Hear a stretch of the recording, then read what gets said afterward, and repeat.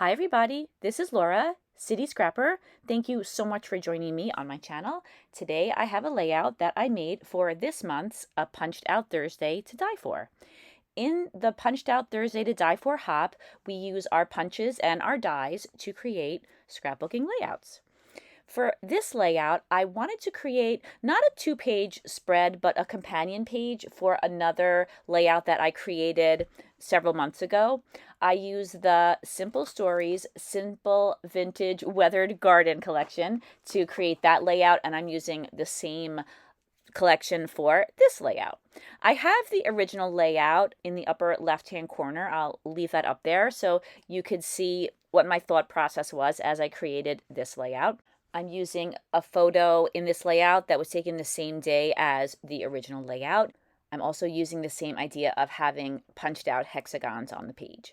I used two of my Fiskars hexagon punches. I used a larger one and a smaller one, and I punched out some white cardstock. I punched out 4 pieces of just a medium weight white cardstock, and I attached those 4 together using some ATG adhesive, and then I punched out some pattern paper and I attached that on top of the layered hexagons. I did that both with the larger hexagons and with the smaller hexagons.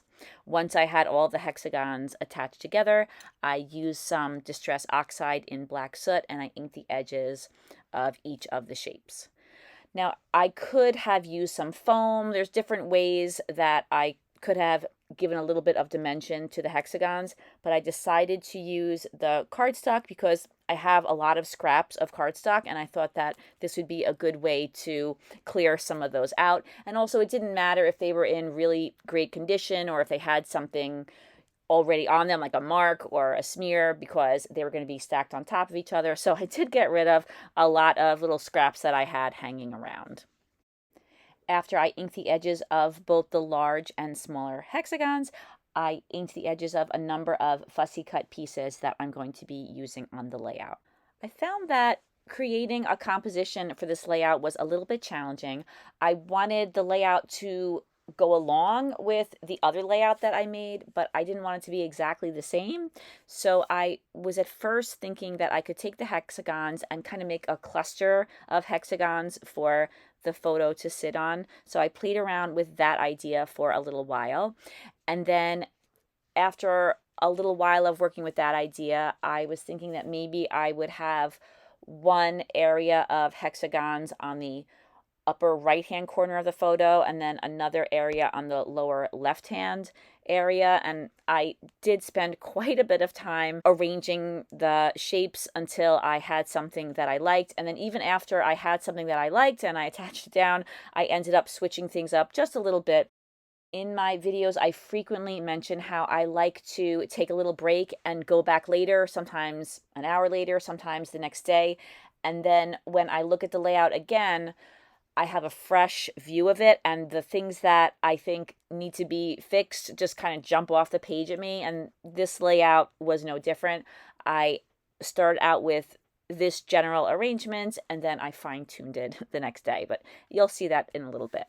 I have the larger hexagons where I want them, and then the tiny hexagons, I just fit those into the spaces in between the larger ones, just like I did on the original layout. So the photo that you see here, this is of both of my daughters. We went to a lake that's near my house. It has a walkway all around the lake, and there are some logs that extend into the water, and we often see turtles on them. So the other layout is a photo of the turtles, and in this layout, I have a photo of my daughters, and you can see the log on the lower right-hand corner, and there's a couple of turtles hanging out there. So that's why I wanted to connect the two pages, because they were taken on the same day of basically the same subject. For the title, I'm using a chipboard piece that says "Life is Good." I think that's a great title for this page because I always think how lucky we are to live near a place like this that we enjoy so much. I placed some fussy cut leaves and flowers behind the title. I like the way that looked. It just kind of adds a little something to the title, and the title isn't too big, so it adds a little bit of size to the title cluster as well. There's a large butterfly that I was thinking I could put behind the title, but it was just a little bit too big, so I decided to use the flowers instead. And now I'm using some ATG adhesive and I'm attaching all of the hexagons down to the page. I ended up leaving a couple of hexagons that are not visible from the front behind the photo. That's just to help support it so that it lays flat on the page and it doesn't sag in the middle. I've made several layouts like this where I have hexagons that all fit together, and I find that I tend to move the hexagons around a little bit, not just for the design they make on the page, but also because I want to make sure that I have all the colors represented in the different areas of the layout. I don't want to have too many hexagons that are the same color or the same pattern right next to each other. So if you see me doing a lot of switching, that's what I'm thinking about. I'm trying to balance all of the colors and the patterns out and have everything arranged in a way that I think flows across the page. So now I'm attaching down my photo. I put another piece of thick cardstock behind the photo just so that it would be nice and sturdy sitting on top of those shapes. I'm using my T-square. I want to make sure that the photo is in the center of the page. I like having off-centered photos sometimes, but since I decided to put this one in the center, I want to make sure that it's truly in the center, because if it's a little off, then I think it doesn't look that great.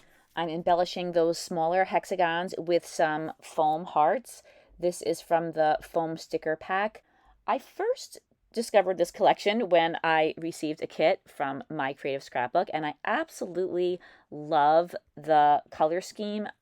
I don't usually go for these kinds of subtle colors, but I like the way that it's an unusual color scheme. I think it's different than a lot of the color schemes that I've seen, and I think it just goes so perfectly with outdoor nature photos, and I decided to scrapbook these photos. I thought of this collection right away, and I love this collection so much. I really stocked up on it. I bought quite a bit because I don't want to run out of it. I just think that it's, like I said, something unusual. I add enamel dots to the photo corners. I punch those out using an EK Success scalloped photo corner punch. And then I also added the enamel dots to those hearts, the foam hearts. I'm adding some 3mm self-adhesive strips of pearls to the centers of those small butterflies. There's the large butterfly that's on the left-hand side of the photo, and I don't think that it looks bad, but I just thought that it was a little too big, and it's already kind of a complex page. There's a lot to look at. So in the end, I decided to remove that butterfly from the page and save it for another page. Sometimes when I'm watching these videos back again, I will see an embellishment I took off of the layout and think, oh, that didn't really look too bad. And I kind of feel that way with the butterfly. I think that it looks pretty, but my decision was that it was just a little bit too much for the layout. I put a foam butterfly on top of the photo. I'm putting a little bit of fun foam on the top of the wings so that it will sit correctly on the page. I have a hexagon on the right-hand side of the photo that I punched out of some lined paper. That was one of the pattern papers in the collection, and I'm going to put some journaling on that. I used my date stamp and I stamped the date on the bottom of that shape. So now I'm doing a little bit of rearranging on the bottom of the layout. I like the way the hexagons went from one edge of the page to the other on the top of the layout, and I was thinking that they should probably do the same thing on the bottom of the layout. So I'm just, like I said, doing a little bit of rearranging. You're going to see that the hexagons are going to now touch the left-hand side of the page, and they're going to go all the way down and touch the lower right-hand side of the page. I had to make a few more shapes in order to fill in all of those spots that I wanted to fill in. Some of the pieces at the edge of the page had to be trimmed down. So to not let anything go to waste, any of those hexagon pieces that I trimmed off and weren't complete hexagons, I placed them behind the photo in a couple of spots just to give the photo a little bit of extra support. I had some hexagons back there, but I wanted to make sure that the entire photo was supported. After I had all of the hexagons where I wanted them, I went back and I placed those leaves and flowers back on the layout. I moved them around a little bit. I ripped a little bit of the paper where I placed the leaves on the bottom of the layout, the ones I was just working with, so I used the leaves to help cover up that little ripped spot. And later on, I'm actually going to move those leaves again, but I'm going to switch them with the tiny hexagon. Again, I had to cover up that little rip on the page. So I attached down all of those new hexagons, and now instead of putting the whole page on the trimmer, I decided that I would cut the pieces and then attach them down to the layout. I used a pen and I marked where I wanted to cut them, and then just used some scissors to cut them down and put them in place. I think that putting the Distress Oxide in black soot on the edges of all of the shapes and then also on all of the fussy cut pieces really helped them to contrast with the background. Even though the background is somewhat neutral, there is a little bit of busyness, and I really wanted those elements that I added on top to have some contrast with the background. And this is where I switch those leaves. I move them down and to the right, and then I moved one of the little hexagons, and now that spot with the little bit of a rip on it is covered up once again. I find that 99 times out of 100, little mishaps like ripped paper, and there's a lot of other things that can go wrong with the scrapbook layout, they can be fixed. Usually there's something that can be done so that the layout can be salvaged, and I really don't worry about little things like that. They actually happen to me all the time. And now I'm just adding a couple more of those foam hearts and putting some enamel dots on top. So I started doing my journaling and I did not like the way it was coming out. So I punched out another piece of lined paper and I just attached it right on top of the other journaling. I am inking the edges, just going to tuck it right back in there. My date stamp still says the same date, so I'm going to stamp that again. And this time I'm a little bit more careful. I thought that since I was only writing a very little bit of journaling that I would be okay and I wouldn't make a mistake, but luckily I got it the second time around. I didn't like the way those mustard colored photo corners looked. There was just something about the color of them against the color of the photo that I didn't like, so I decided that I would use another more of a blue colored pattern paper and punch out some photo corners. I put the dots back on, and now the layout is complete.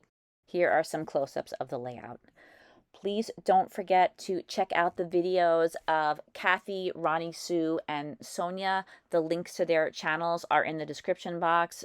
They are amazing scrapbookers, and I think you're going to love their videos, so I recommend that you check those out. I want to thank you for taking the time to watch this video. I also want to say thank you to all of you who have left comments. I found there is a much more efficient way for answering comments than I had been using, so hopefully I'll be a little bit more on top of those in the future. I hope you have a fantastic day, and I will see you again soon. Take care, everybody. Bye-bye.